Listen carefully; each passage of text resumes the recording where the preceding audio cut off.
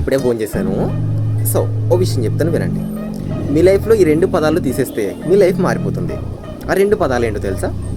నాకు రాదు. Business start చేయాలా? నాకు రాదు. ఇంగ్లీష్ మాట్లాడాలా? నాకు రాదు. కెమెరా ముందు నిలబడి మాట్లాడాలా? నాకు రాదు. సక్సెస్ అవ్వాలా? నాకు రాదు. కానీ ఒక్క విషయం గుర్తుపెట్టుకోండి, మీరు పుట్టినప్పుడు నడవడం కూడా రాదు, మాట్లాడడం కూడా రాదు, కానీ నేర్చుకున్నారు కదా. మరి ఇప్పుడు ఎందుకు భయపడుతున్నారు?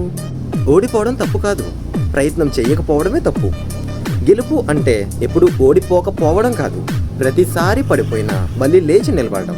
గుర్తుపెట్టుకోండి, మీ డ్రీమ్స్కి లిమిట్ లేదు, మీ ఏజ్కి లిమిట్ ఉంది, కానీ మీ గ్రోత్కి లిమిట్ లేదు. మీ స్టార్ట్ చిన్నదైనా పర్లేదు, కానీ మీ డిటర్మినేషన్ పెద్దదై ఉండాలి.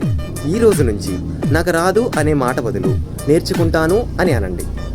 ఎందుకంటే మీరు చెయ్యలేరు అని చెప్పేది ఈ ప్రపంచం కాదు, మీ మైండ్.